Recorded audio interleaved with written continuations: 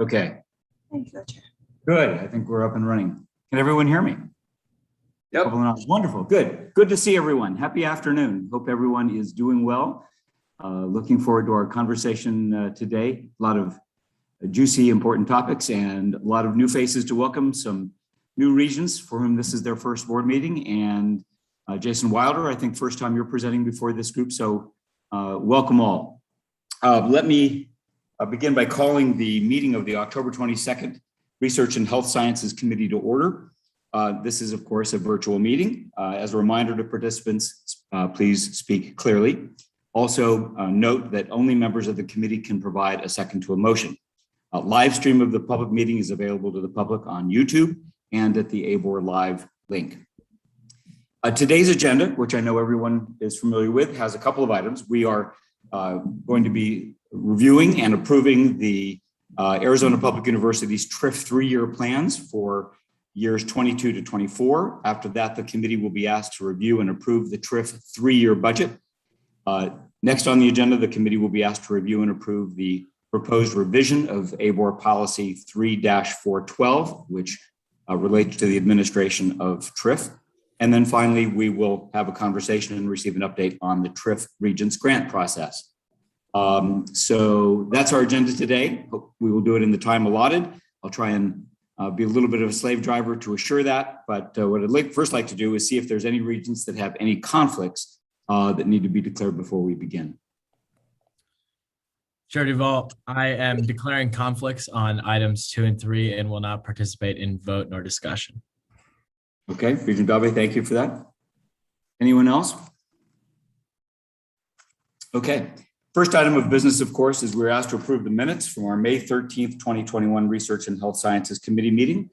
Any questions, comments, edits with regard to the minutes? Hearing none, I move that the committee approve the minutes from the May 13th, 2021 Research and Health Sciences Committee meeting. Is there a second? Second. Moved and seconded. All in favor, please indicate by saying aye. Aye. Aye. Anyone opposed? Motion passes. All right, for agenda item number 2, the committee is asked to recommend that the board approve the Arizona Public University's proposed TRIF 3-year plans for fiscal years 2022 through 2024. And what we're going to do here is I'm going to ask each of the university vice presidents of research to briefly provide us an overview and comment on their proposals. And we're going to take each university one at a time. And then we will have one motion per university, and we will start with ASU and Sally Morton. Sally, and let me just say, I know in our last meeting, you were cut a little short, so we're leading with you to try and help make up for that last go around. Well, thank you very much, Regent Duval and all regents today. I'm delighted to speak with you again. TRIF investment at ASU has been fundamental to elevating ASU. As a leading research university, we're ranked 6th among institutions without a medical school in the nation based on the National Science Foundation's HERD expenditures. We leverage TRIF to attract growing external funding to our state, providing a 3-fold return on investment. Now, for the next 3 years, we plan to build on this foundation. We've strategically chosen programs and projects.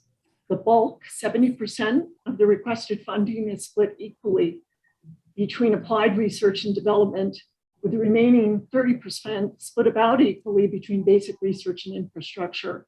We apply to federal agencies and other sponsors to fund basic research, and then we use TRIF to amplify this research.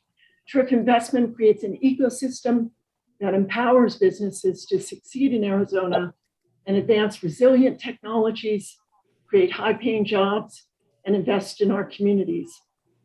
The following slides include outcomes from the past 5 years and work proposed for the next 3 years in each of the 5 TRIF investment areas, organized primarily around our research institutes and initiatives. You have our plan and you have our slides. So to allow ample time for your questions and discussion, I will just address one example project proposed in our 3-year plan in each investment area. Next slide, please. So in the first TRIF investment area of improving health, our plan requests 45% of our funding would fall within this area. And as you can see from this slide, and all subsequent slides will be similar, On the top half, we have some of the outcomes from the past 5 years. In the lower half, we have our proposed plan for the next 3 years. And as I said, I'll just focus on one entry in the latter part of each slide to illustrate our plan. So allow me to really focus on our requested investment in this area of improving health by focusing on the Arizona Coalition for Comprehensive Evaluation of Long COVID. And this is a project in our proposed 3-year plan.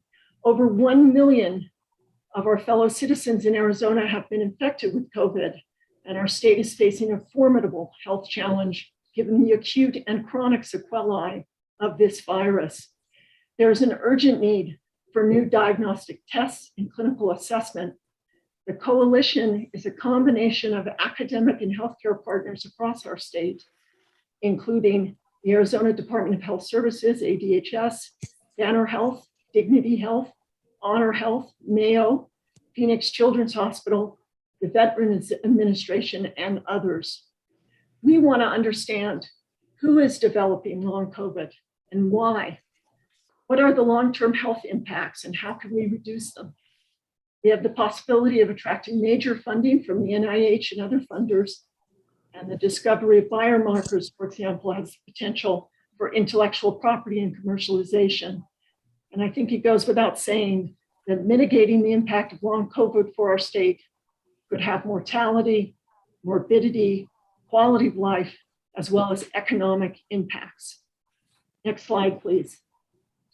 In this second area of water, energy, and environmental systems, our proposed investment was 33% of our dollars here.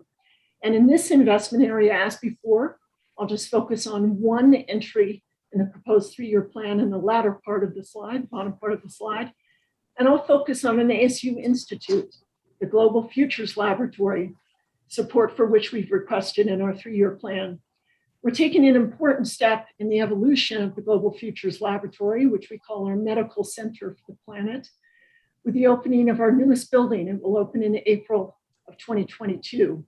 This central location will showcase our work on carbon capture, decision support systems for complex thinking, economic resilience, continuity in the face of major disruptions, and water initiatives, among others.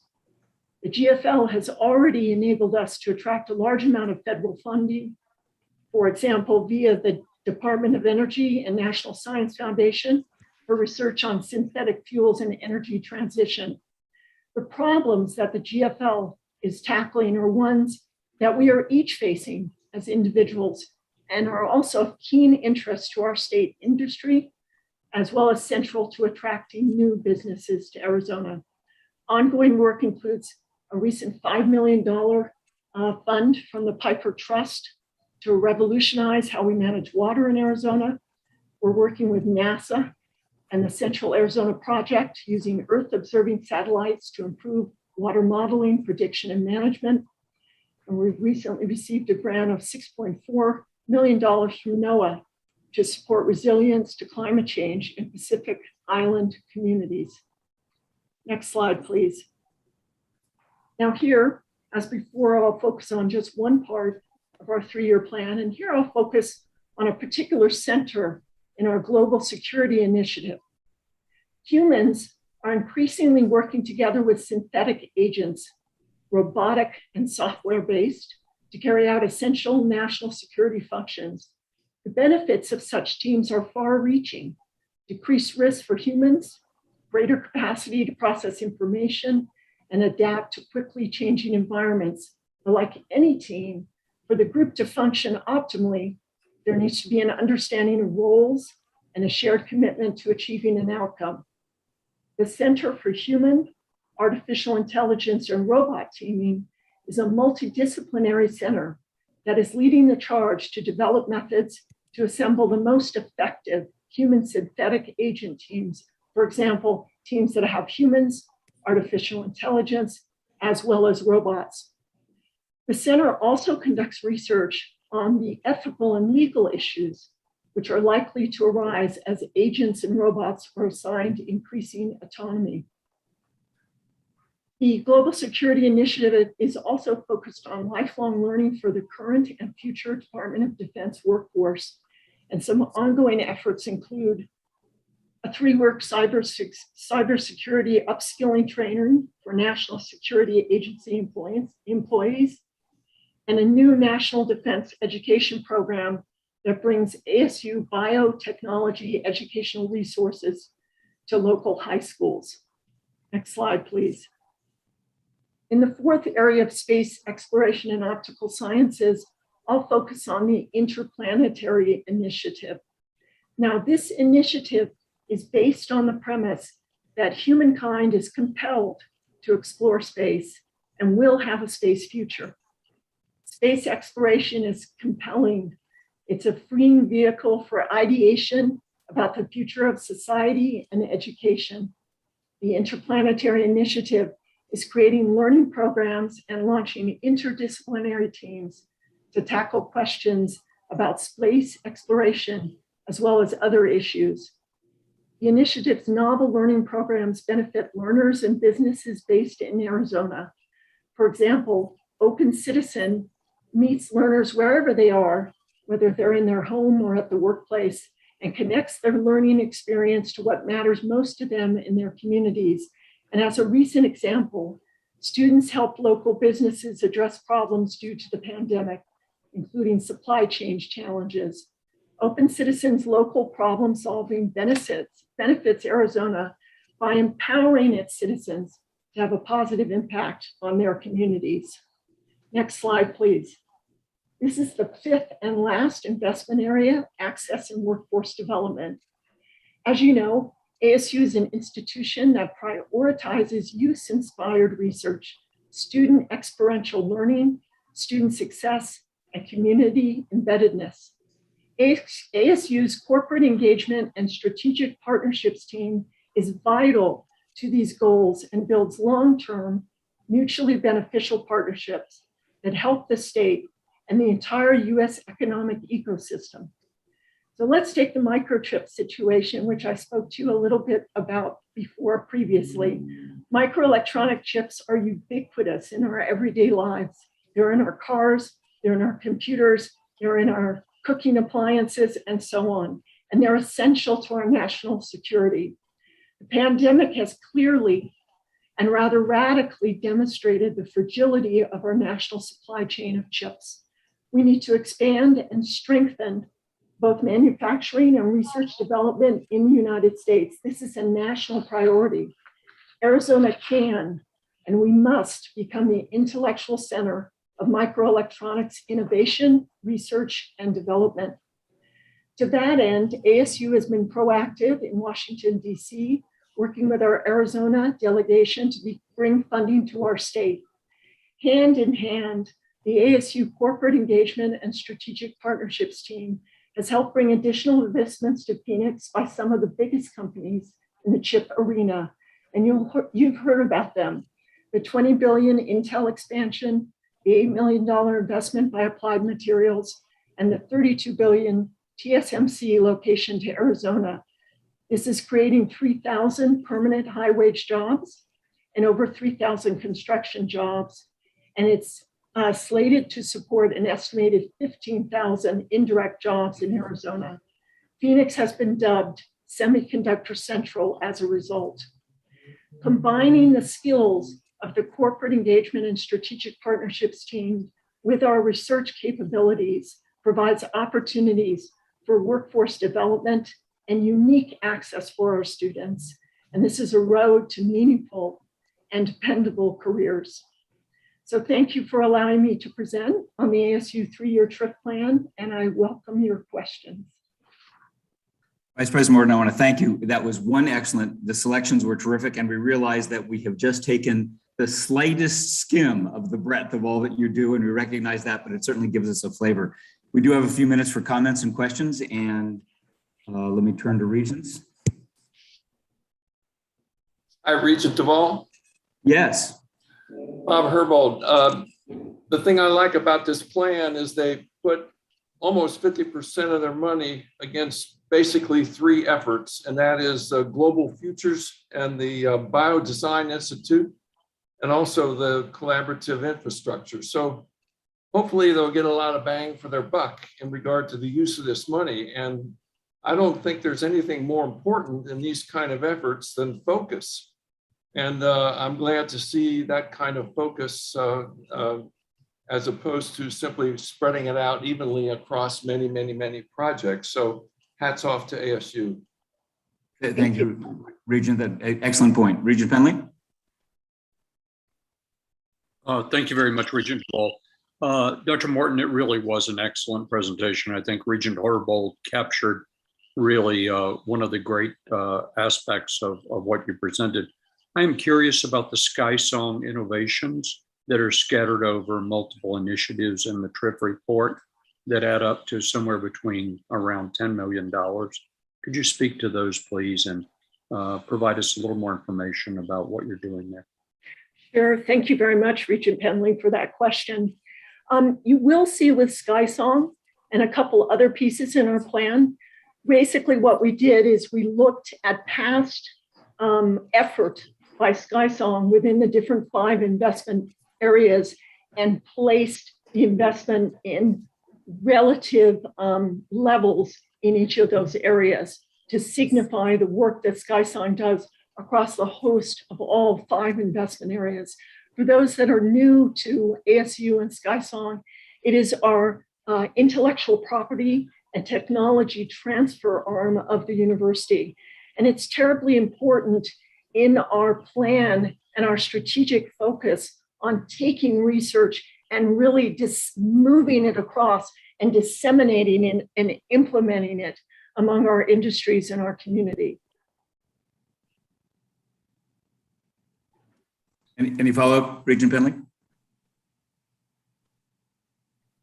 No, it's just, I guess what I would ask in the future, Regent Duvall, is that ASU provide a little more detail that separates those areas out. I mean, I understand how successful ASU has been on tech transfer, and I understand that's lodged at Sky Song, but I think some additional detail there would help us and the public understand better how those expenditures are really adding to the research capability of ASU and driving additional dollars from federal resources.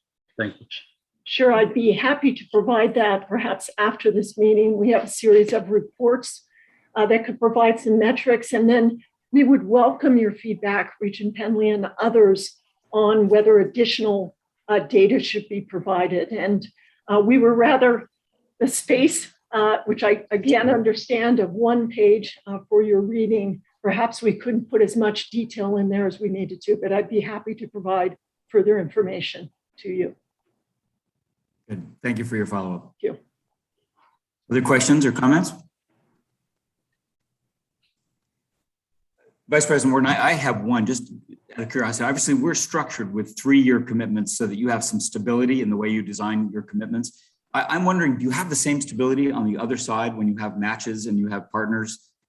Or are there risks with different partners of the lack of long-term matching money that causes you professional contractual disruption? Could you explain what you mean by partners? Do you mean federal sponsors or industry, yes, or everything? Well, everything, but particularly, given the proclivity of policymakers in Washington to be rather inconsistent in their strategic thinking, wondering just whether or not you have to manage for funding risk among our funders and partners. Absolutely, we do. And that's why we're so proactive on trying to keep a really sharp eye on what's happening in Washington and even try to guide it if we can. But I think that would go back to say why TRIF is so important, because it provides that strong basis and support with more continuity so that we can work with maybe some valleys that might occur on the federal level. And that's why this funding is so important. And I think that's why you see the outcomes that you do in Arizona. Thank you. Okay. Other comments, questions, regents? All right. Thank you again very much. Realize it was just the tip of the iceberg, but we're very grateful for it. And we will go next to NAU and Jason Wilder's inaugural presentation. Welcome, Jason. Delighted to have you. Thank you very much. We're actually going to let President Cruz Rivera give a couple more remarks just to start the presentation. Excellent. Well, his inauguration as well. There you go. That is right. Thank you so much, Vice President Jason Wilder and Chairman Duval. So I am very pleased to frame the three-year proposal, TRIF proposal from Northern Arizona University. If the board approves our proposal, it will really strengthen NAU's ability to deliver equitable post-secondary value through workforce-driven programming and impactful research programs. As the committee will hear today from VP Wilder, NAU's approach for this next cycle deviates from previous cycles. In first of all, the fact that we are privileging initiatives that will enhance our ability to meet students and communities where they are via innovative access and workforce development programs, really driving educational attainment up with a view towards upward mobility for those communities. We're also introducing the concept of competitive seed funding to ensure that we can spur innovation and build capacity for the implementation of high impact practices following a teacher-scholar model, investing in experiential learning and undergraduate research activities for our students so that they are better positioned for graduation and workforce and career success. We know that these high impact practices benefit all students, but they provide disproportionate benefit for traditionally and historically underserved students. And finally, we are proposing to do all of this while still continuing to privilege targeted, distinctive, and emerging areas of research excellence at NAU. So in short, our proposal presents a regionally connected, mission differentiated proposal that plays to NAU's strengths and interests. And with that, I'll turn it over to Jason Wilder. Wonderful. Thank you, President Cruz Rivera. Good afternoon, and thank you all for the warm welcome today. We're so excited to present Northern Arizona University's 2021 to 2024 TRIF proposal. Our proposal describes our plan to leverage TRIF funds to support the distinctive role and mission of NAU in the state of Arizona. We are committed to providing high-impact learning experiences that prepare students for the workforce and position them for economic mobility as a result of their experiences at NAU. This is the expected outcome, whether students are on the Flagstaff Mountain campus or at one of our statewide locations or online. Excellence in impactful and targeted research is also part of NAU's identity. This research serves the greater good and generates knowledge, but it also directly benefits NAU's undergraduate and graduate students through opportunities for training and engagement and by informing our academic program. Our proposal for the base funding allocation of $47.9 million falls into three focus areas that will be invested in concurrently throughout the funding period. First, approximately 40% of the funding will be directed to efforts in access and workforce development, specifically through programming that develops the local workforce needs of communities throughout Arizona. Second, approximately 30% of the funding will be directed to support our research enterprise in focused and strategically identified research areas. These build on existing strengths at NAU and take advantage of our place-based and community-focused opportunities that are unique to our university. Finally, 30% of the TRIF investment will be directed to competitive seed funding. These competitive funds will support NAU students through investments in innovative workforce development programming and research programs that integrate student engagement and learning. Importantly, each of these three priority areas build on the successes enabled by past TRIF investments. I'll now focus on each of these areas in more detail in the next slides. Next slide, please. Our proposed three-year investment in the area of air access and workforce development totals $18.5 million. The overall framework of this investment is for NAU to deliver outstanding educational programming that offers the right degrees and credentials for our students to succeed in the workforce, wherever and however they engage with NAU. Our focus on access to programming is complemented by a focus on student success, again, provided to students no matter how they engage with our university. Our specific goals during the cycle build on the success of past TRIF investments that created strong statewide and online programming and partnerships in the fields of education, nursing, and allied health. We built outstanding partnerships with community colleges, law enforcement entities, and other organizational leaders. These results are the foundation on which our plans for the next 3 years rest. Our specific goals include a detailed task force-driven analysis of the unique site-specific workforce needs at each of our NAU statewide locations, in order to deliver the most relevant and valuable academic programming at each location. We will enhance our partnerships with community colleges in these efforts, leading to a locally tailored academic portfolio that is strategically diversified across the state. In addition, we will develop enhanced on-site student support at our statewide locations, as well as online, to ensure the success of our adult learners, transfer students, and students from underserved communities. In addition to growing our statewide impact, these combined efforts will be a launching pad for NAU's new economy initiative programming focused on expanding its role in training for the healthcare professions. Next slide, please. NAU's investment in targeted research excellence totals $15 million over 3 years. We will invest in targeted and strategic areas of research with a commitment to maintaining a strong overall portfolio that is compatible with our student-centered mission. Through past TRIP investments, we have developed areas of true distinctive research excellence at NAU with renowned profiles at the national and international scale. These include in the fields of pathogen genomics, forest management and restoration, climate change science, and health disparity research, among others. In addition, past TRIP investments have allowed us to grow several areas of emerging research strength that show promise for future growth, especially in partnership with our sister institutions of U of A and ASU. For example, we are presently advancing a federal funding proposal in supply chain resiliency. This is gaining momentum as it works its way through the congressional budget process, and we are pleased with the traction and positive attention it's gained. The current TRIP proposal will focus very strongly on these areas of strength, while being selective and strategic in consideration of new areas of investment. We expect the results of TRIP investments in research to deliver strong value in the form of direct financial return via funds generated from grants and contracts. We are committed to maintaining a strong record of research expenditures and see opportunities for further growth in expenditures from research areas that have been and will be supported by TRIP in the future. Additionally, as President Cruz Rivera indicated, a significant shift in our TRIP funding in this proposal is to increase and strongly engage NAU students, both graduate and undergraduate, and with a focus on increasing diversity in research participation.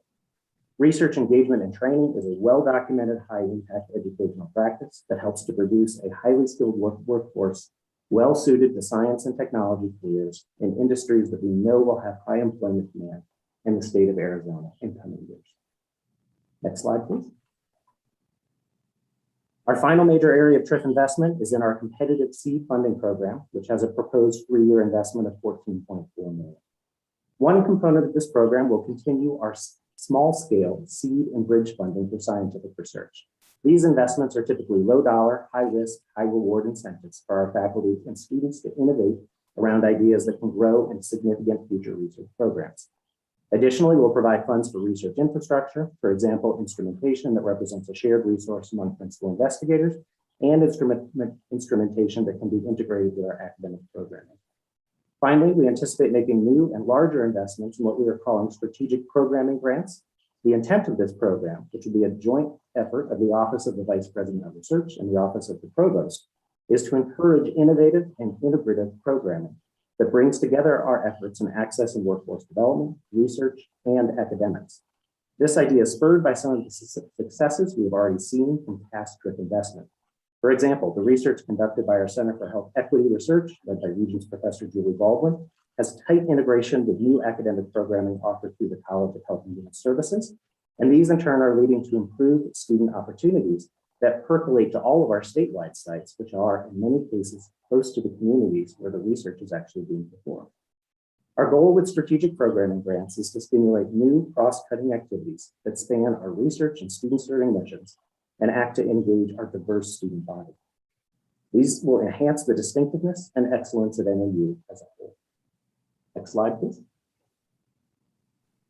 Our last slide focuses on the outcomes that we expect from this TRIP proposal. As I presented, we expect an extraordinary impact on NAU students. We project more than 24,000 undergraduate and graduate students will be impacted over 3 years through our investments in access and workforce development and research programs. Likewise, we expect a strong return on TRIP investment in terms of generation of external research funding. We project will generate $80.7 million in TRIP-related research funding as a result of the $5 million in TRIP dollars invested. Our outcomes in the form of startup companies are likely to be more modest, although we have several encouraging initiatives in the areas of robotics-based rehabilitation, biomass utilization, forest waste products, and simulation-based educational professional development, among other possibilities. Of course, we expect to have a strong impact in basic science and anticipate that our TRIF focus areas will support more than 30 postdoctoral scholars per year and generate more than 1,000 publications in the peer-reviewed literature. Overall, we are excited by the opportunity for the TRIF investment to help us grow our distinctive reputation within the state of Arizona and nationally. We are a student-focused university dedicated to student access and serving diverse students and communities across the state. We do this while being leaders and innovators in select and strategic areas of research excellence. In the next 3 years, we will use TRIF dollars to continue to strengthen our statewide educational opportunities, while also leveraging our research programs to improve the NAU student experience, enhance workforce development, and create outstanding academic programming. With that, I'm happy to open this up to questions and discussion. In addition to myself, we of course have President Cruz Rivera here, and I'm also pleased to be joined today by Gayla Stoner, who is our Vice Provost and Dean of Online and Innovative Educational Initiatives. Any of us are available to answer your questions. Terrific. Thank you. Great job. Let me start with Regent Manson. Thank you, Chair Duvall. Jason, thank you very much. This was really a very good presentation. I have two questions coming out of it. And I don't know whether it's you or Bjorn or who to address my first, which is NAU is proposing a relatively high percentage of its TRIF funds allocated towards the infrastructure portion of this activity. And I'm curious if you can just give us a little bit of detail in that. I know that infrastructure isn't necessarily buildings, but I think I was just struck by the difference in percentages allocated from ASU and U of A versus what NAU is proposing. Absolutely. So that's a great question. And it is a dramatic difference when you compare those bar charts. Most of the infrastructure investments at NAU are investments in human infrastructure. And so in our budgeting for the access and workforce development programs, all of those funds are categorized as infrastructure in these cases. So right off the top, the 40% of the total TRIF funding that is dedicated to access and workforce development falls into that infrastructure category. Then, of course, there is additional contribution in some of the science areas and the strategic programming grants that's also categorized as infrastructure. But I think it's that human infrastructure that's probably driving the pattern that you're describing. So is this also allocations to support ongoing commitments to strategic research hires over the past few years? Is that part of this equation as well? That is, and so we have that budgeted as part of the more detailed budget that we have internally. So we absolutely expect that the commitments, certainly in the first year of the year that we are in, we are still maintaining those commitments. Some of those do proceed into year 2, and then to a much lesser extent in year 3. Okay, thank you very much. Do you mind if I ask another question? Oh, yes, indeed. Go ahead, Rachel. So I'm very, very interested in this kind of competitive bucket that you have established. Obviously, that's very different from what's been done in the past. And I'm a big fan of competition, so I'm very interested in it. I just wanted to make sure that I understand that this is really based on NAU's kind of teacher scholar focus, and that the funds in these competitive areas will be going towards kind of connecting undergraduate students with research. And then my question is, if that's the case, how do you measure success? Good question. I liked where you started with that. So a lot of this, I think, is going to be driven. Of course, we have a competition, which is one of the ways that we will structure the competition is not just to solicit ideas, but to tell us, how do you know if your idea is good? And the kinds of general outcomes that we will be looking for include, some sort of easy to measure numbers, like the numbers of students who are engaged with projects. If it is something where it is tightly integrated with research and student involvement, looking at outcomes like student authorship on publications, for example, student leadership in startup and intellectual property disclosures and that sort of thing. So really looking to see if we can generate outcomes that are related to the research enterprise when connected to students that expressly bridge both. Also, of course, what we want to see is expansion of many of the opportunities that research creates to our statewide and online sites. And so really there, the value is, we have a tremendous impact on students and research on our Flagstaff Mountain campus. And it's not something that we've been able in the past to greatly extend to other sites. So another simple measurement is the engagement of students from statewide sites from the Phoenix Biomedical Campus, from Yuma and others. So those are Paul's program at PMI with the undergraduate research is obviously very directed and very structured, and reaches 40 students. 40 out of 25,000 is a small number. It's a great experience for those available much more broadly. It may not be to the level that Paul has it established, but those kinds of things are really important for those students, not only in the scientific research, but in the teacher scholar liberal arts research as well. absolutely. Thank you.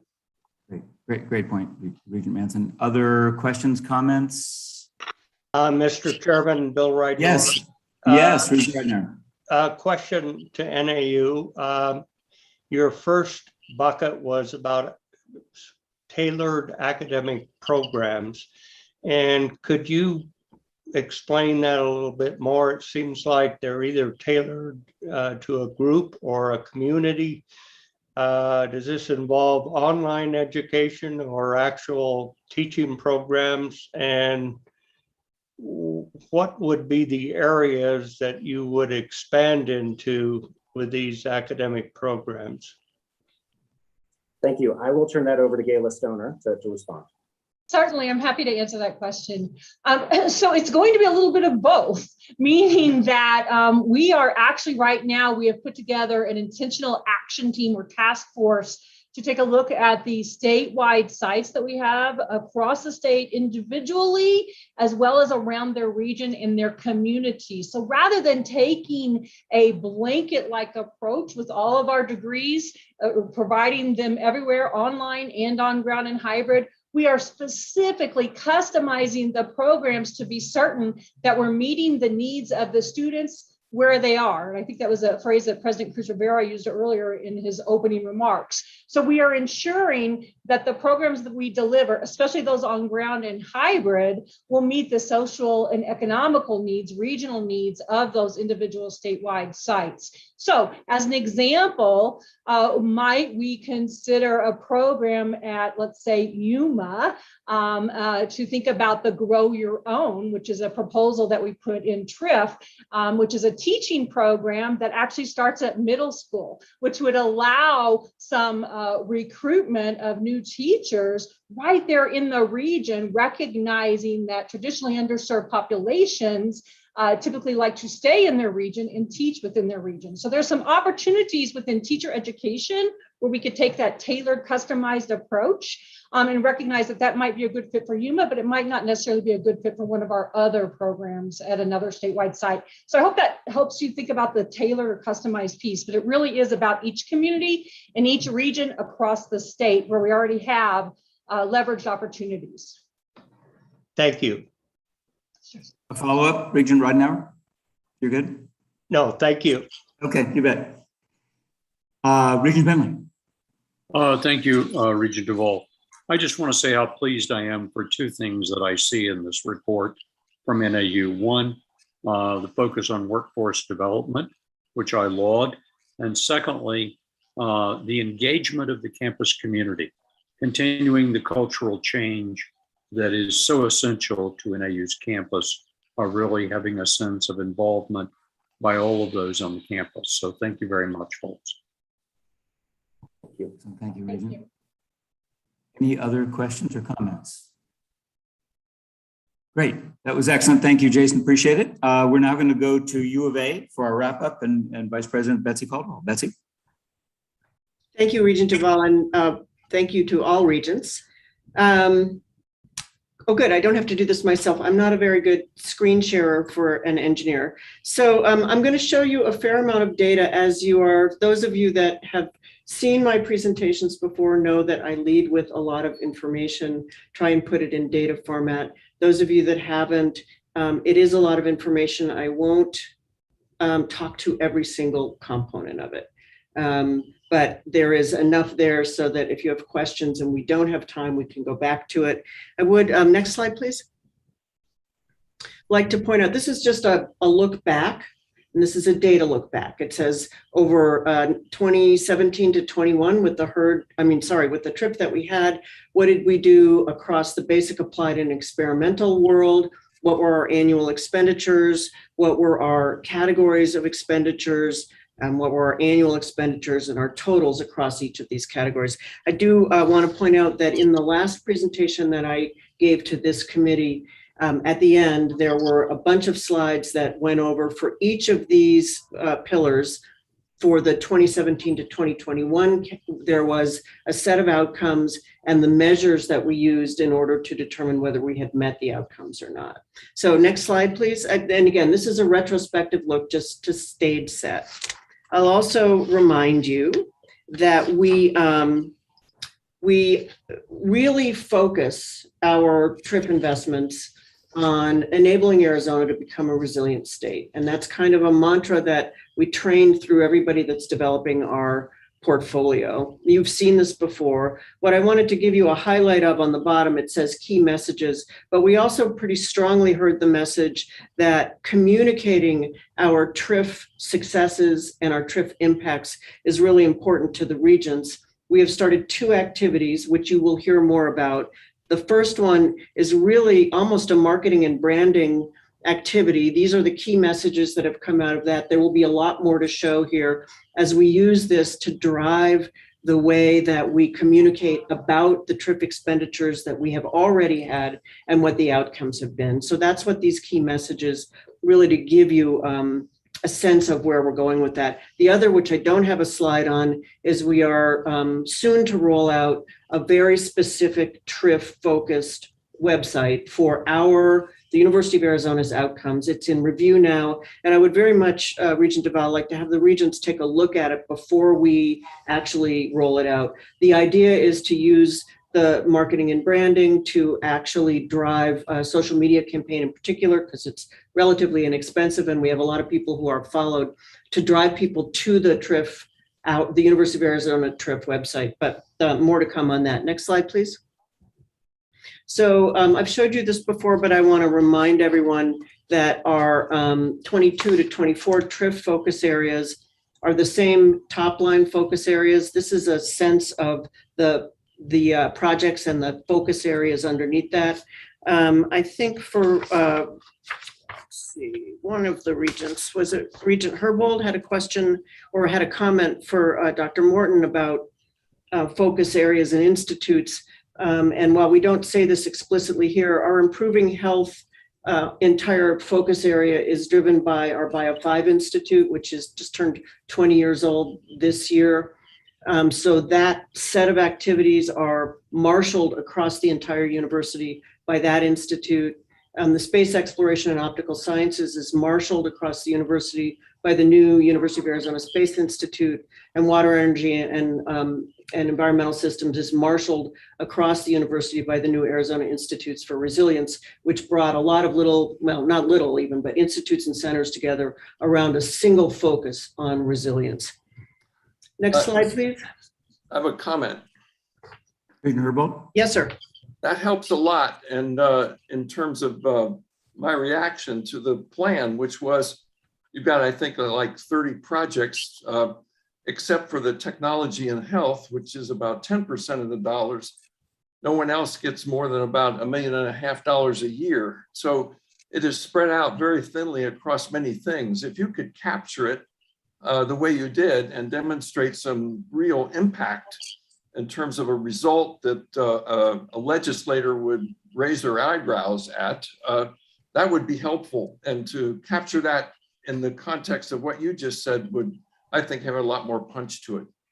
And I appreciate that. We have written material from both Bio5, which just crossed its 20-year threshold, and has exceeded $1 billion in return to the state in its lifetime, and even the Arizona Institutes of Resilience, that we can share that way. Not all of those institutes are purely TRIF funded, but the outcomes over the lifetime of those institutes has been pretty substantial. The University of Arizona Space Institute is brand new. It's only been in existence for a couple of years. Its purpose is to do exactly that, aggregate a lot of capability and capacity and expand its outcomes. So I very much appreciate that. And we'll make sure that as we go forward, we give the regents the opportunity to hear about our science and our research outside of the TRIF context, but in the context of those institutes. So one of the things I like, we've brought this up before, but really want to sort of put out there and in the context of TRIF, and you'll hear when we talk about research again in the future in the context of other investments, is we have very clearly heard the request to get to $1 billion in research expenditures. We've done an analytical look at what is the gap between where we would go if we were growing at the same rate as we've grown for the last couple of years, and what we need to do in order to fill that gap. We have had a number of strategic plans developed by the University of Arizona Health Sciences, the College of Engineering, the College of Applied Science and Technology. We have one underway with the College of Science and the College of Agriculture and Life Science as to their role in exceeding that, basically changing the slope of that line. So somewhere between 2025 and 2028, we get to that $1 billion in research revenue. I have long pointed out that we will need to find other sources to stimulate research growth beyond the TRIF that we get, but that is a significant component. So this gives you sort of a sense of how we look at these kinds of challenges. We take it really seriously. We think we know how to do it. We think we understand, and at the University of Arizona, unit by unit, what their role is going to be. I wanted to kind of, and I think let's go to the next slide. Yeah, so let me do a little bit of discussion here, and then I'll speak to this. This is directly taken from the report, but we use TRIF at the University of Arizona to advance university-wide competitive position, and typically we try very hard to focus it on multidisciplinary competitive position, and that by that I mean, for instance, if we look at where we're going to use TRIF to enhance our capacity to bid something in the National Institutes of Health, it's where the fact that we will bring engineering and College of Medicine and College of Science and College of Agriculture and Life Sciences faculty together, that is the winning strategy for that type of award. There are many other types of research stimulus that go on at the University of Arizona that target very down deep NIH categories that really, for instance, would only be relevant to the colleges of medicine, but that's not how we typically use TRIF investments. So a couple of things about this and the way that we are looking at ourselves in the future. We've done what many of you might call a traditional market penetration study, asking what percentage of the overall R&D federal budget does the University of Arizona have in NSF, Department of Agriculture, NASA, NIH. We are not in terrible shape there, but in terms of what the total available R&D dollars are in Department of Defense and in energy, we are underperforming. We are significantly underperforming. So you'll see, and I will go over this in a minute, that we've really tried to target some performance in areas where there is a lot more for the capabilities of the University of Arizona to address. So I'm gonna skip some of my talking points so we can sort of move on. I want to make a point, particularly for those regents that are new, about the way TRIF was historically utilized at the University of Arizona and how we are reforming it. And then I will address that very large bar in national security systems. So historically, TRIF at the University of Arizona was distributed literally out to individual hire packages, some 75% of it. And we relied on, and very successfully, I might add, if you look at least over the last 5 years, our ability to recover from a dip in research expenditures and really drive research expenditures up. on the ability of our academic units to hire the best, give them good hire packages, and that over the 3 to 5 years that TRIF funding funded them, bring in new money.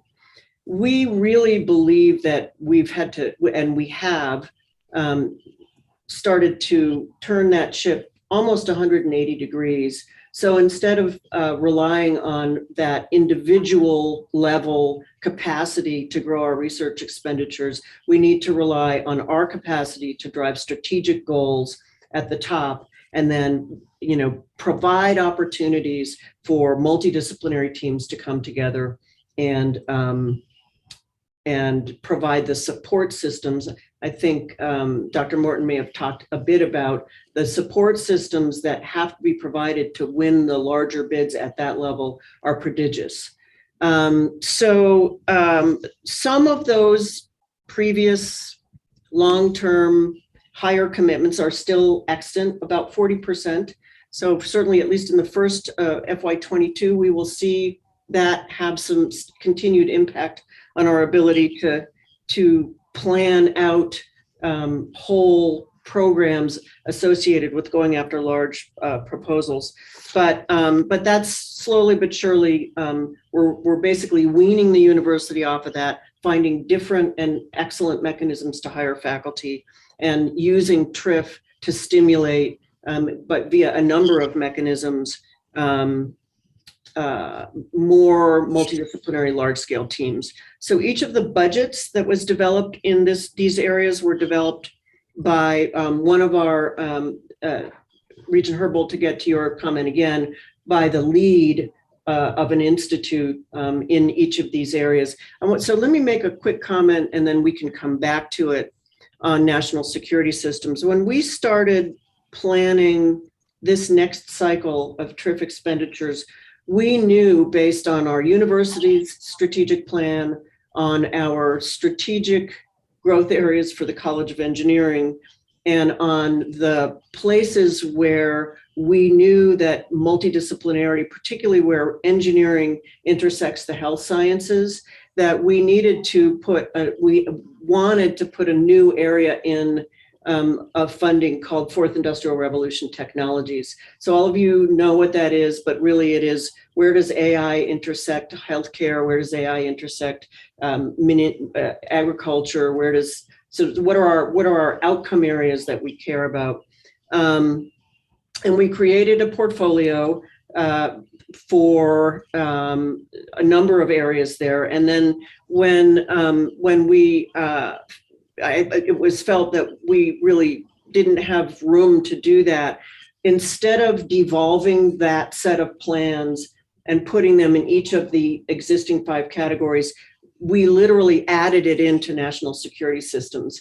And so what you're seeing there is actually 2 separate planned areas. You've got all of the programmatic planning in the document, in the 3-year plan, and you can clearly see where the delineation is from what our historical national security systems, which is DoD focused, and our Fourth Industrial Revolutions technologies, which is actually, frankly, NIH focused, where the NIH is starting to fund at the intersection of engineering and medicine, and focused on a lot of growth with corporations and those that in the state of Arizona need workforce that's coming with robotics, that's coming with AI, that's coming with machine learning, that's coming with autonomy. So that is, I just wanted to sort of explain that really quickly. Let's see what else. I think the other thing I might address, and this is the advantage of going last, is infrastructure investments for my university, and we intend to continue to do that. We are laser focused on the ability of research infrastructure to provide the capacity for our faculty to do the work that they do, whether it's large scale multidisciplinary teams or new faculty coming in. So we spend our infrastructure dollars largely in 2 places. We fund our research computing capacity, which is utilized broadly in all of our successes almost in the health sciences, one way or another, have a bioinformatics component because they're large data. Think of the All of Us program or the brand new U19 that was awarded in healthy aging. All of those rely on the bioinformatics capability, or astronomy, or actually almost any of the programs in College of Science that rely on our capacity to deliver big data analytics capability. So we use our TRIF, that is what we mean. The other thing that we do to go to the NAU position is do our very best to keep our cores healthy, meaning those research components that all faculty can access one way or another and can write into their grants. So in terms of, I was going to give you some student numbers. They're really in the write-up. We typically measure our return on investment very simplistically. There's a lot more under the covers here, and Regent Duval, I would love to bring the three universities together to talk about measuring ROI in a better way or a broader way than just how many research dollars did you bring in from the faculty and the students, and you typically, this would be our postdocs and grad students who are TRIF funded, because we know, and Dr. Morton addressed this really well, how much of our important outcomes are actually in the translation of technology into IP and companies. And again, Worthy, I think, would request maybe even that we come together at some point and really talk about our strategies for driving that. And then how that drives, not just from TRIF, but from all of our sort of our broad research growth areas. So I think I'll stop there. Again, you have a lot of data here. I would point to the plan itself for our specific measures of success. It's hard to put that in a page, but we have thought long and hard in each of these areas about how we can track the measures we told you we have, instead of just putting things out there that are interesting but may not actually be trackable. So we're really keen on being able to give real data. Terrific. Thank you. A couple of things. One is, could you pass around the deck? Because obviously there's some material here that I think folks would like to read closely. Chad, Secondly, can I do that? Yeah, either you or Chad. And then secondly, I saw a lot of nodding heads on the discussion of ROI. And when we see projections 15 to 1, 20 to 1 ROI, obviously it lights us up, very exciting, but it begs a lot of questions about how we measure it. Do we measure it? Do we look back?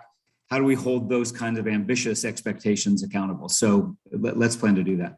Yeah, and in our case, again, we use this simplistic measure, which is literally we track each faculty member who was funded by TRIF. We don't take all of their funded research. We look at that which we can tie directly to their TRIF investments. But I think the question of over what time period, we know, just to put a placeholder out there in our thought process, that from the time a grant is awarded till there is a commercial outcome that comes through creating IP and potential, and either licensing that or creating a company, at best is 5 to 7 years. So there's that. So we're always in a kind of an interesting look back position there. What we're doing today is going to yield what I would call true economic value in about 5 years, in that sense. But all of these have different delta T's associated with them. Okay. Regent Chubin? Thank you, Betsy. I really appreciate the description of how TRIF will be used at the University of Arizona. One of the values of TRIF is that it's very flexible money in many, many ways. And each of our three universities has used it effectively over the past 20 years. And the return on investment has always been strong. Somewhat different university to university, but very good returns that are validated, but not enough specifics sometimes to be able to tell our story as effectively as we need to outsiders. But seeing the University of Arizona invest in their strategic plan, driven by the fourth industrial revolution sort of mindset that has been adopted, I think is all very, very good for the University of Arizona. I particularly like the idea of the marketing to be able to tell our story. For those of you who may not know, TRIF was part of Prop 301, which was voter protected for 20 years. It was renewed, but it now is not voter protected. So the legislature could at any point decide to use that Prop 301 money differently. So we have some really good progress evident today in being able to begin to tell our story more effectively to the legislature, to the governor, to the private sector of why TRIF is such an important asset for our 3 universities. My hat's off to Chad for this report. It's something we've not had in this form in the past, and we need to build upon it. And all 3 universities need to better understand how to tell this story so that we can defend the coming attack on TRIF dollars. It will happen, I promise you, because now the gloves are off and the handcuffs are off the legislature. So now's the time to begin to think about how we do that and begin to tell our story to those who support us. But I'm encouraged by the entire meeting and the differentiation of how TRIF will be used to attain the mission-specific goals of each university. So thank you all for what you've presented. Thank you, Regent Chupman. Regent Penley? Thank you, Regent Duvall. Betsy and President Robbins, I really appreciate how closely related your presentation is and the direction you're taking to the strategic plan of the university. I just really laud you for that. The consistency is excellent. Thank you. Thank you, Regent. Any other questions or comments? Well, I want to thank you all. Really excellent material. Look forward to the conversations that we've now flagged that we will be having going forward. But I think you're sensing, that the board is very excited about TRIF generally, but specifically about the solutions orientation of TRIF, and really grateful that you're doing that. It's just, frankly, it's exciting work. With that, what I'd like to do by way of a transition to the topics that are now in front of us, I'd like to sort of ask the committee's indulgence to spend 5 or 6 minutes, and Regent Chupman just teed it up by talking about Prop 301. You'll notice in Regent Manson's comment about the competitive grants and Regent Chupman's comment about the legislature, Regent Herbold about how we answer questions from legislators. This board has a very public orientation about TRIF, and I would just like to ask everybody's indulgence and just sort of walk through a little bit of history, because there's context, and as we talk about how we focus on what we want TRIF to accomplish, I think it's important for us to have the origin story top of mind. And at the risk of further indulgence, I'm going to sort of start with a personal story. Long before he was dean of the U of A Medical School, my father was in basic research, and I spent many summers catching at the crack of dawn baby sharks so they could cut them up and entertain all of the kids off the coast of Maine as he looked into their pancreases. So I got to tell you, I'm on the team. I get basic research. You can sort of speculate why I went to law school instead of medical school. But I want to start this comment by telling you I absolutely honor the basic research. I was involved in the creation of TRIF. I think Ron may have been as well. Many others may have been. And you recall that it happened at a time when the United States was seized by the competition from Japan, the sense that they were getting a gigantic head start on us in the sort of technology knowledge-based economy that's come our way. The governor at the time, Governor Hull, appointed 2 different commissions that led to TRIF. And it's for anyone who hasn't gone back to the origin documents, I urge that you do so.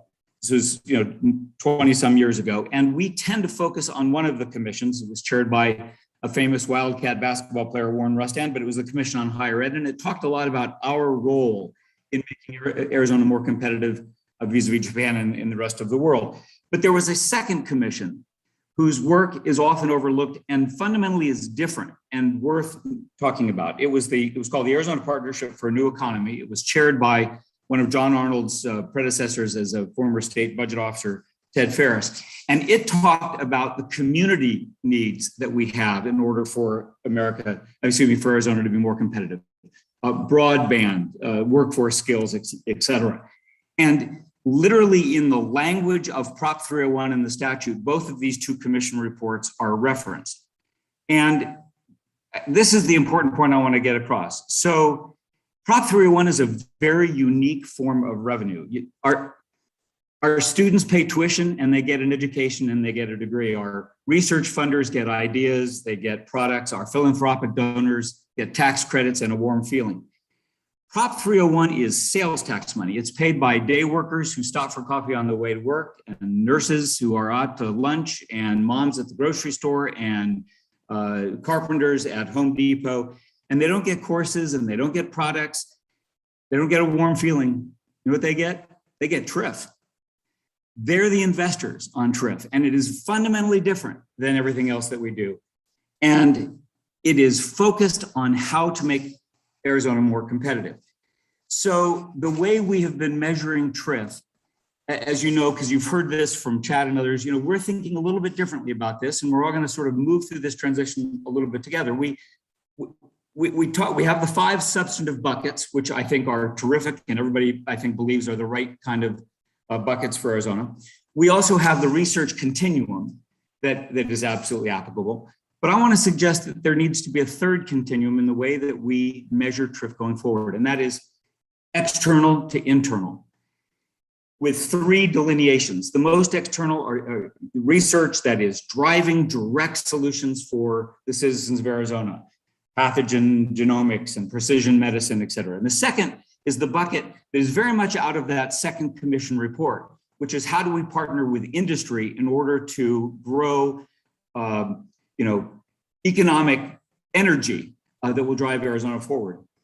But the third, and a couple of regents touched on this, Regent Manson definitely did, are those things which are very internal, student counseling, infrastructure, research space, et cetera. And I recognize that those all have an important driving and are in many cases preconditions of the research success, but it's not quite the same thing. And I want you to think about, the next time you're standing at Circle K to pick up a cup of coffee or a soda, literally turning to the person next to about to make a contribution in TRIF and explaining to them what it is they're paying for, and hold ourselves accountable to whether or not those investors are getting the same warm feeling for the investment that they're making in their sales tax. We've sent around the Arizona Commission Commerce Authority report. I hope you all read it. I hope you all keep it on the corner of your desk, because it's a key document for us to ask, are we in alignment with the elected leadership of the state and what it is they are assigning us to do with this TRIF money? Because while we're being made the custodian of these funds, we're not intended to be the only beneficiary. We're intended to be the custodian for the purpose of making Arizona more competitive, and that's every dollar. Now, by way of a conclusion, I sort of have a dramatic story to tell you. Recently, the director of the State Commerce Authority, with whom we should be in total lockstep, wrote an essay for one of the business journals that articulated her view of partnerships and her strategy for the state of Arizona. The word university wasn't in the essay. We're missing that. And so as we talk about what we want out of TRIF, and I don't know whether I'm speaking for other regions or not, but I want to implore everyone to think about these plans, as great as they are, and I intend to enthusiastically vote for them, but constantly asking the question, are they serving the origin story? Are they serving the intent that we were assigned to provide? And are they serving the citizens who are making the investment in our ability to do this? It isn't about, although a byproduct is our research growth, our byproduct is improving our academic reputations, et cetera. That's not what this particular fund is for. This is to benefit the citizens of the state. And I hope we can, in the years ahead, have a conversation about how we bring that yardstick in ever close focus to the conversations about the 3-year plans. And I, again, apologize for the long indulgence, but feel strongly about it and would welcome any comments if there are any, and otherwise we'll move on to our next order of business. Maybe I've taken all the energy out of the room. All right, so what we now need to do is move a motion on each of the plans to accept the three-year plans for each of the three universities. And so let me begin with ASU. I move that the committee forward to the full board for approval ASU's proposed three-year TRIF plan for fiscal year 2022 through 24. Is there a second? Second. Second. Moved and seconded. All those in favor? Aye. Aye. Any opposed? Motion passes. Moving to NAU. I move that the committee forward to the full board for approval of Northern Arizona University's proposed TRIF three-year plan for fiscal year 2022 through 24. Is there a second? Second. Second. Moved and seconded. All those in favor indicate by saying aye. Aye. Opposed? Motion carries. U of A, I move that the committee forward to the full board for approval the University of Arizona's proposed TRIF three-year plan for FY 22 through 24. Is there a second? Second. Moved and seconded. All those in favor say aye. Aye. Aye. Opposition? Hearing none, the motion passes. Next on the agenda, the committee is asked to recommend that the board approve the proposed TRIF three-year budget. And Chad Sampson will present. Chad? Thank you, Chair Duvall. Appreciate the opportunity to present the next three-year budget for board, for committee recommendation and board approval. I am Chad Sampson, and this is the budget projection. So move to the next slide, please. Quickly, before we get to the budget, I want to make sure individuals understand how the projections are made and how the forecasts are reached. They are not reached internally through the ABOR office. Instead, we look at the JLBC's Finance Advisory Committee, of which Lorenzo Martinez from our office is one of the members of that committee, who use a four-sector consensus revenue projections. We use those revenue projections to set the top limit for our budget. The budgets for this three-year plan are set along four areas: board operating funds, special board approved awards, university-based allocations, and the region's grants. If I can go to the next slide. This budget is in the committee's materials. If you notice, we have total revenue for fiscal year 22, which is the fiscal year we're in. We have $119 million. That includes a projected forecast of $101.5 million for the fiscal year, plus a carry forward from previous fiscal years of $17.5 million. I'll take this opportunity now to let the committee know that we do expect that these revenues will change, that the forecast will change.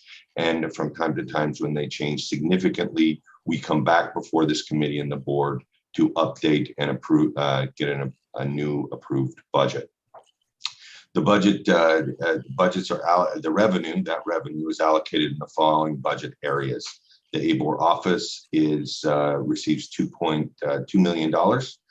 This is the same amount of revenue that the board office has been receiving since the passage of TRIF in 2000. We use this revenue to continue to support staff salaries, and in addition, pay for system-wide tools such as the Elsevier Experts product, the Tableau servers, and a partnership with the National Student Clearinghouse for data analysis and entry. The next four items are special board approved awards that are ongoing. These are awards that the board has approved in previous years, but the funding continues continuously until such time as the board would take action to discontinue those awards. We have $700,000 that goes annually to Arizona's Innovation Alliance. Another $300,000 that goes towards the general education assessment, of which the first assessment is being done and calculated this year, and will continue to roll on. A little under $500,000 goes to the Phoenix Biomedical Campus and operations there. And then we have $1.6 million for unallocated special projects to go forward in the future, because we know presidents often come to the regents and ask for those kind of programs to move forward. That totals approximately $3 million in special ABOR approved awards. Then we have the $80 million that is in base allocation funding to the three universities, which is split 40-40-20. 40% goes to ASU, 40% to the U of A, and 20% to NAU. Finally, we have Regents grants. Any excess funding that waterfalls above and beyond the ABOR office, the special board approved awards, and the base funding to the university goes into a Regents grant fund. This Regent grant fund is used to fund the Regents research grants and used to fund workforce and attainment opportunities. And I really like this word. I got it from Regent Manson yesterday. The Regents grant funding is the capacitor for this budget, in that if there are excess funding above these projections and these forecasts, the excess funding goes into the Regents grant funding bucket. If the revenues are not realized, or if there is less revenue realized than projected, the Regents grants funding gets reduced first before we enter into any kind of other allocation or funding. If you'll notice, we project, again, revenues of 101 million this year, followed by 106 million next year and 111 million the year after. And with that, Regents, I will stand for questions on the 3-year budget. Chad? Do I see any questions? I don't have a full screen of everyone, so if you've got a question, please do speak up. There we go. Any questions from Regents or comments? All right, Chad, thank you. Great job. This is an action item as well. I move that the committee forwards to the full board for approval the TRIF 3-year budget. Is there a second? Second. Moved and seconded. All those in favor indicate by saying aye. Aye. Aye. Any opposed? And the motion carries. Next on the agenda, we are precisely on time. I want to thank everybody. Next on the agenda is a proposed revision to ABOR Policy 3-412, Administration of Technology and Research Initiative Fund. Chad, this item is yours as well. Thank you, Chair Duvall. We are taking the opportunity this year as part of the new 3-year plans to update the ABOR policy with regard to TRIF and TRIF administration. This policy has not been truly updated since TRIF was passed 22 years ago. So we are taking this opportunity to update the policy language to better align the policy with current and improved TRIF practices, align the policy better with statute, clarify the purposes of the TRIF funding, provide more detail in the 3-year plans that need to be followed, and add specificity to the areas to the board and how the distribution areas that the board has selected. With that, please understand this is the draft for committee review and comment prior to the first reading that we expect at the November board meeting. I will let Regents know that we expect there be some minor revisions to the drafting or potentially additional revisions to the drafting, and we will let Regents know what they are before the first reading at the November 18th board meeting. That being the case, I am happy to stand for any questions as to why we are completely revising the administration of TRIF policy, as well as eliminating the guidelines for the administrative of TRIF, which I'm sure everybody on this Zoom is very familiar in that nobody knows it exists except for me, and that is bad policy. And so we are eliminating that and moving sections of that guidance into the actual policy itself, so individuals can find all that is necessary for the administration and guidance of TRIF. Thank you, Chair. Chad, thank you. But am I to understand, Chad, that although there may be a revision or two, you would like us to advance the existing draft onto the full board and have the work done in between? Yes, yes. I may have been less clear than I wanted to, Regent Duvall. That is exactly the case. We would like to move this forward to the board. However, I've been told that there may be some minor revisions for clarity and for flow of the language. It's basically helping me write the policy better. So there will be some, and we'll let Regents know what they are. Thank you, Chad.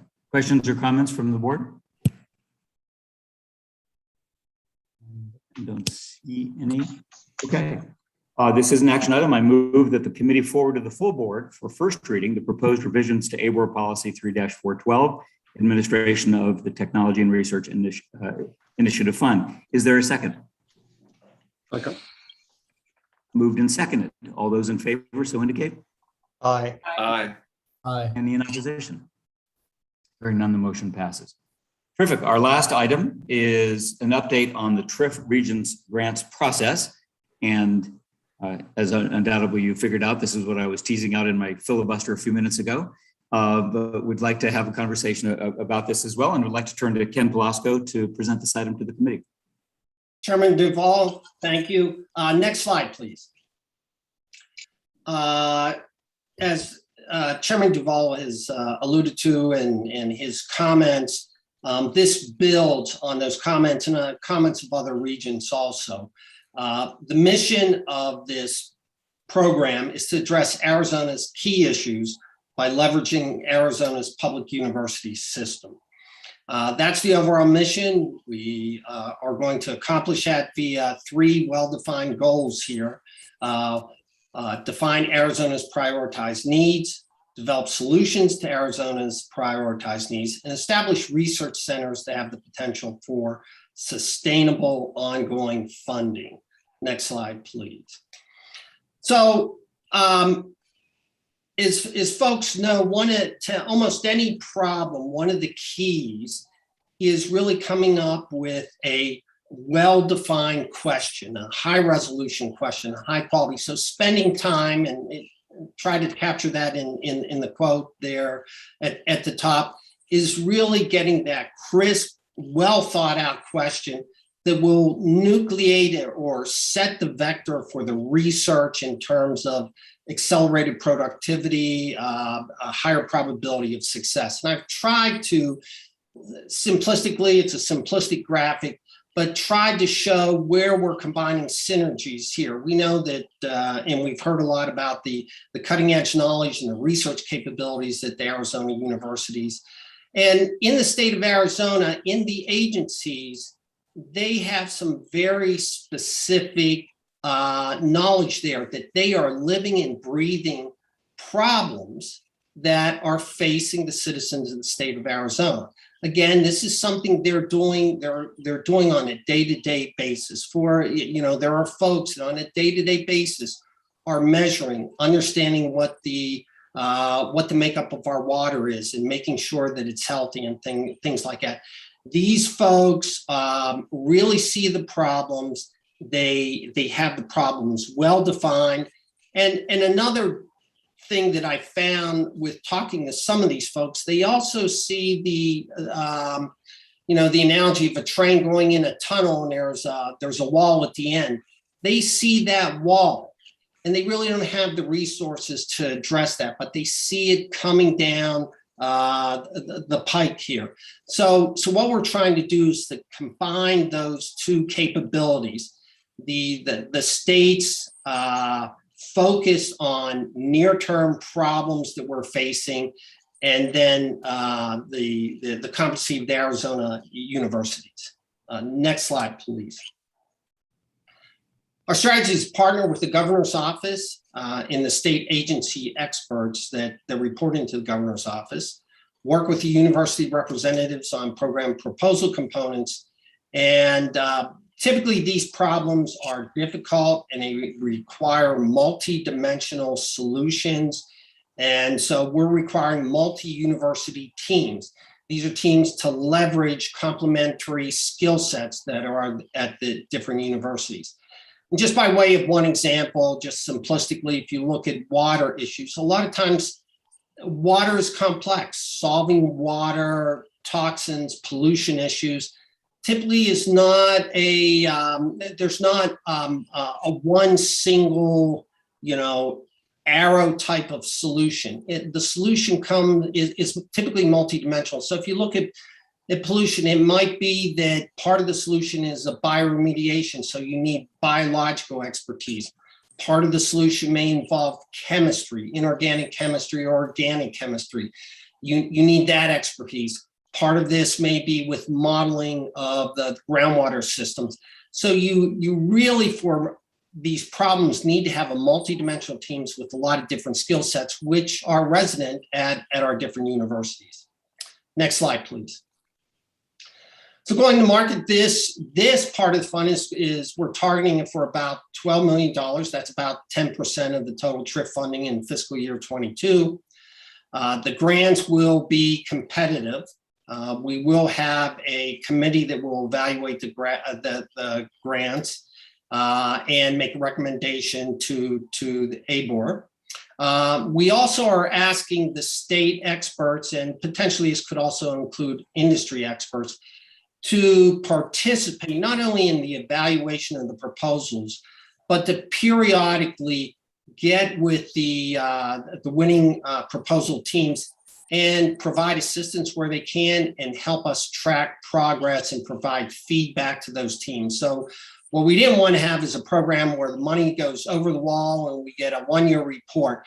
We wanted to have a closed loop, quick cycle time to provide feedback and actually to help out these teams. The state may have unique capabilities.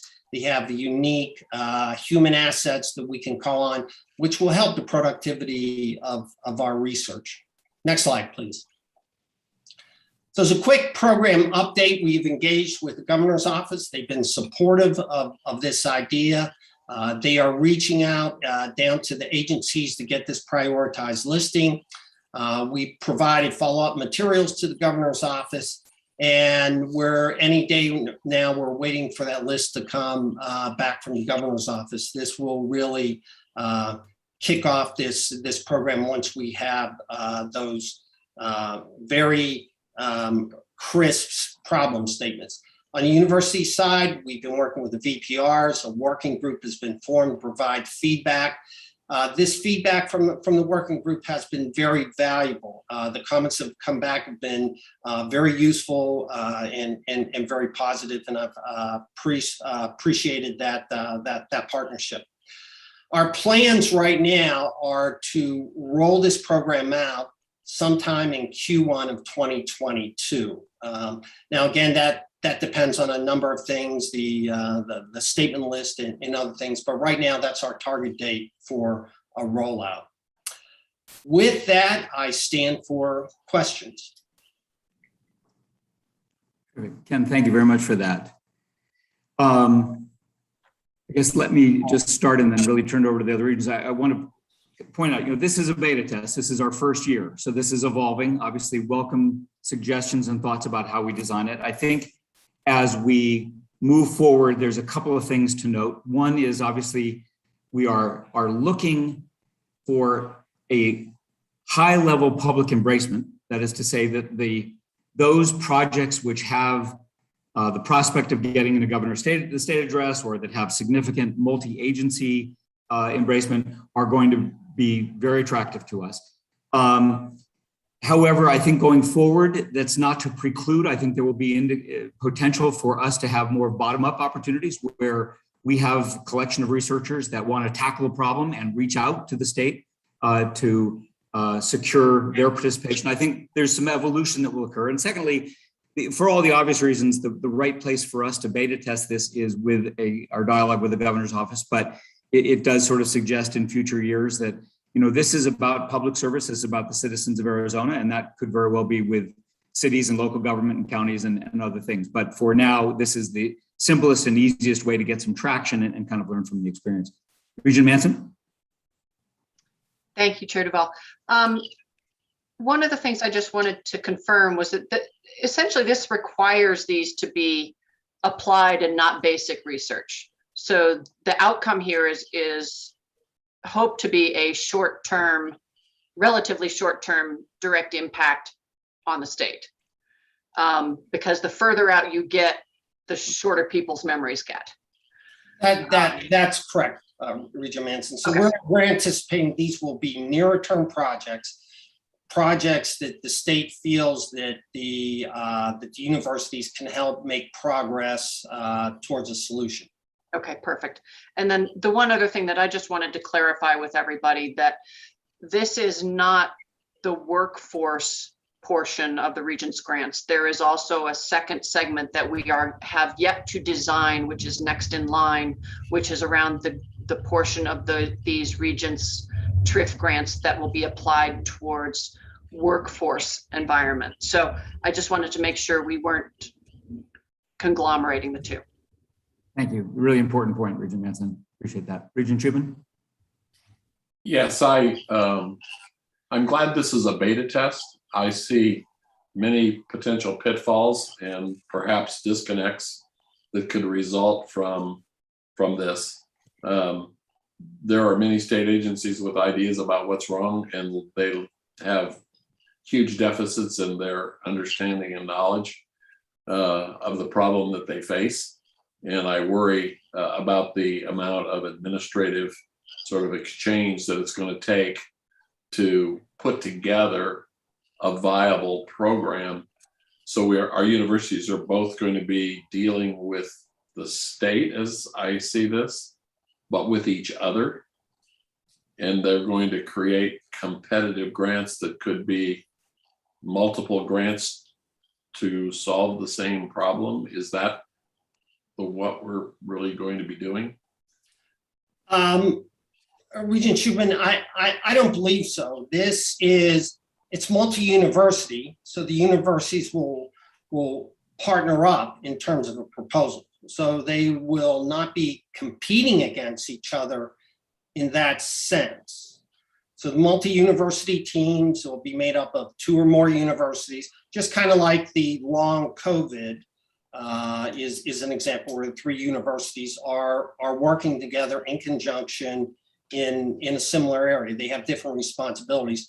So that's kind of at a high level what we envision. Now there is the potential, and we're trying to minimize this, that there could be, you know, two proposals, similar proposals to solving a problem from, you know, 2 or more different universities that could come in. There is that potential.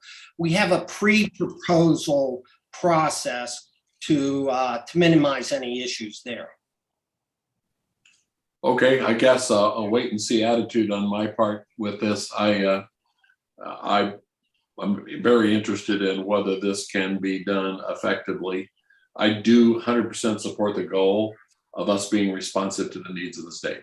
It's absolutely essential that we're seen as a valuable asset to solve the state's problems.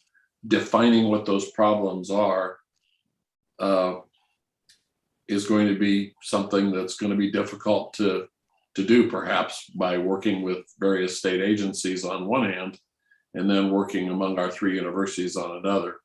What is the timeline to solve these often might be grand challenges presented us by the state?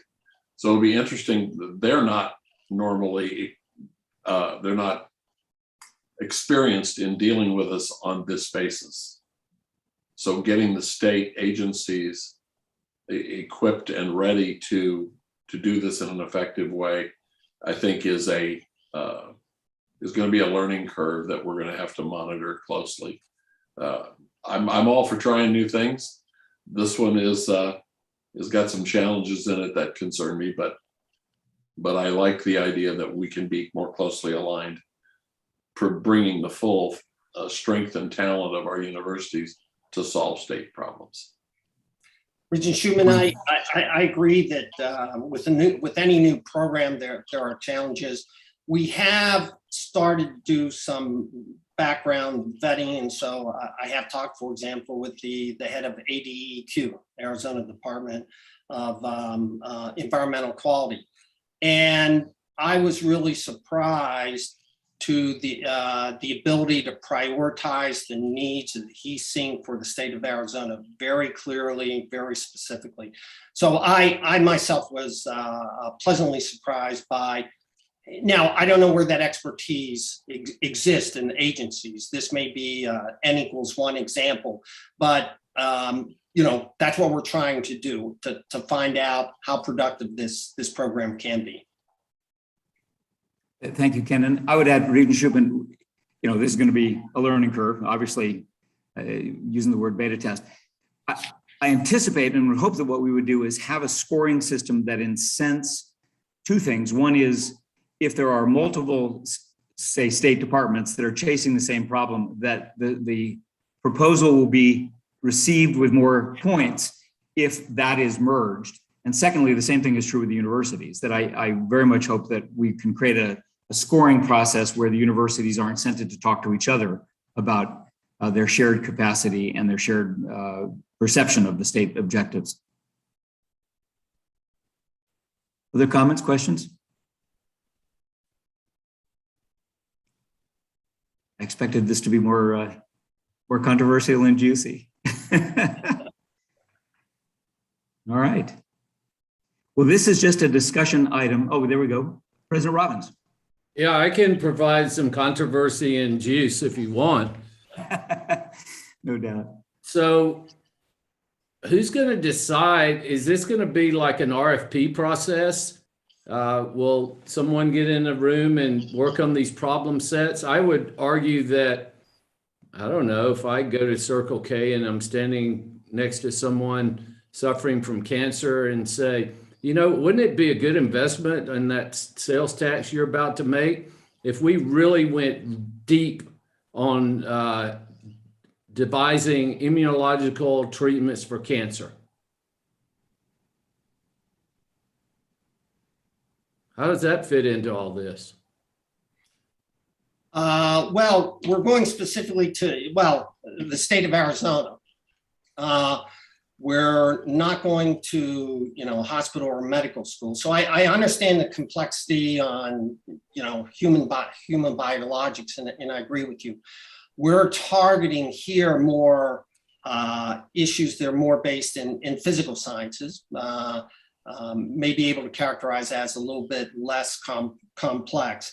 But that's what we're trying to find out. We're trying to find issues that the state experts are dealing with on a day-to-day basis, where they feel that the universities have some expertise that we can help out with. And just as some background, the state of California has instituted some of these programs with state funding, where California, the UC system, they've incentivized University of California schools to work together via state funds. So it's not a completely new idea. It is in a slightly different vein than what we're trying to institute here, but is not a completely new idea. So I learned something just now. We're going to focus on physical sciences.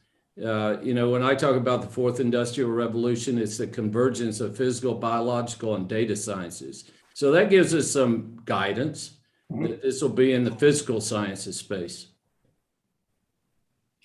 That's who we've been interacting with. I have personally been interacting with the state. We won't know for sure until we get the problem statements back from the governor's office. Thank you. Yeah, that's important. The governor's office has taken on the assignment very enthusiastically. They think this is a terrific initiative. They referred to us as a think tank capacity that they've lost so much of in the recent budget cuts. And so they have been assigned to give us some problem objectives that will then help us define a little bit more how this will evolve. Regent Schuman? So if the state comes up with a problem that we have the capacity to join together and solve, we invest time, effort, and come up with a solution set. There is no promise from the state of funding to implement. That next step is just, I guess, we hope they find the money to institute the solution. I mean, you know, one of the successes of something is that you come up with a solution and you have an ability to fund it and implement it. So Regent, this falls very much in the line of an entrepreneurial effort. Hopefully there's significant value here. That significant value will attract investors. That's what we're hoping. And so the investor may not be the state, hopefully it's somebody else, because we're addressing issues that the state of Arizona has these issues. My guess that there's other states that this potentially or could be a national issue, and so would attract investors from the world, from the US. Thank you. You're welcome. Other hands or comments? Vice President Caldwell? Betsy? Just very quickly, Regent Duval, I might suggest adding to the process an early phase listing of all of the state agencies that we already work with, not because those efforts need to be plussed up in any way, but they give us a look at where we already have figured out how to do the partnering. It says important to be able to know who we already can work with, that we have the same language, that we work together to solve problems. And there's an extensive list, I think, from all three agencies, all three universities of agencies that we've already or are currently working with. Just it's suggested to add to the process a little bit.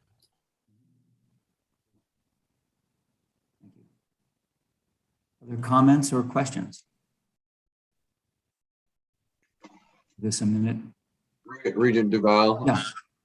Yes, John, and then Sally. I can't figure out how to raise my hand today. I don't know if I'm locked out or what, but so I apologize for shouting out like that. And I've really appreciated the discussion today, and I believe we need to continue the discussion once we have a better problem set in front of us. Everything we're talking about is a little hypothetical today.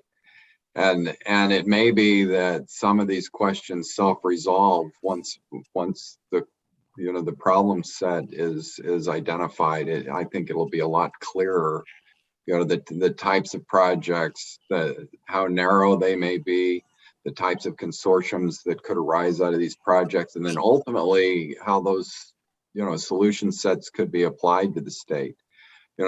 We may get very broad problem statements, everything from climate change to how do you handle dust to what does water look like in the next 100 years. We just don't know exactly what they're going to be asking us to look at. So I think all great issues that have been brought up, and anytime you launch something new, it's important to hear from everybody and we'll work through it. But I can't wait to get out of the hypothetical into the practical a little bit, and I think that'll help us all. Great, John. Thank you. Sally? Thank you. It's exciting to hear about a way that we can be even more impactful for the state. I want to go back to an early slide that Ken put up where he shared that there's a work group from across the universities working with him to make the process as simple, yet it still needs a competitive part in it and a part of really clear evaluation of the proposals. But I would just argue the simpler the process can be, the more we can use our energies on the solutions out of the work. And the universities already work quite closely together. We have several things we're working on. So I just want to push again that simplicity of the process would really be helpful to all of us. And I think it would allow us to focus our energy on the end product, which is most important. Sally, I agree. And the working group has been very helpful in refining the process. Thank you.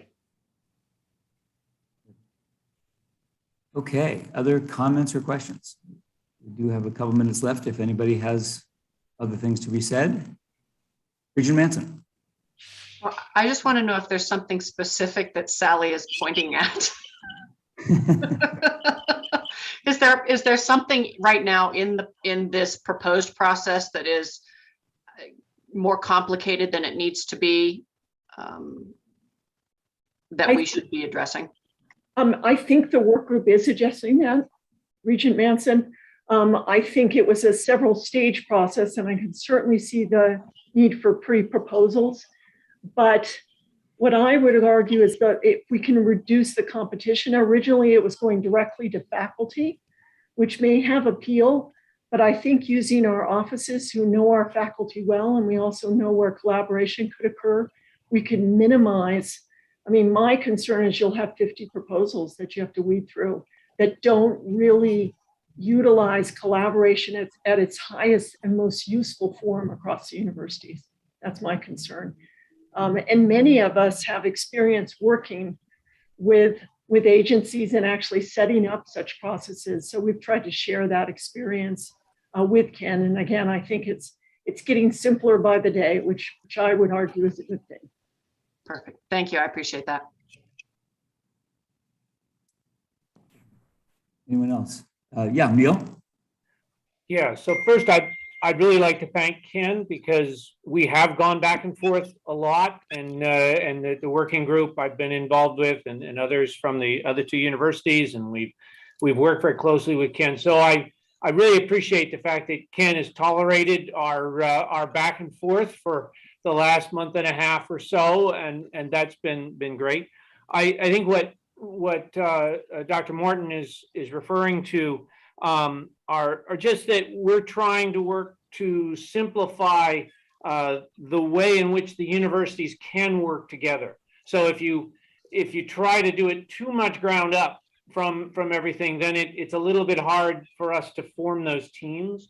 Whereas I think the three universities and the VPRs associated with those universities actually really do have a very good reach into the universities and a great capability of helping to put together teams around specific ideas. And so incorporating that capability into this, I think may give you a much better product.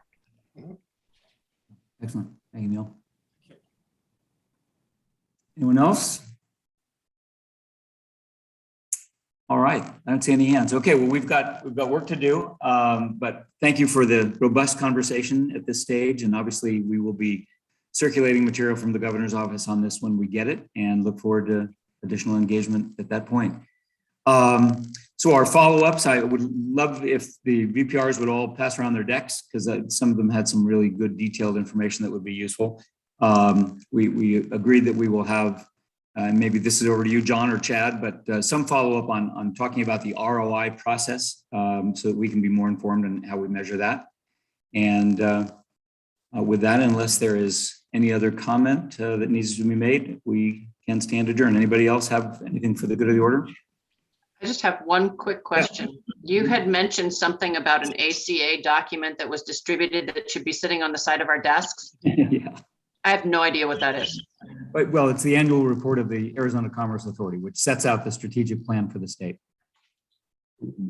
Regent Manson, we circulated that to the vice presidents for research. We can get regents a link to that as well. That would be perfect. Thank you. Great. Anything else? All right.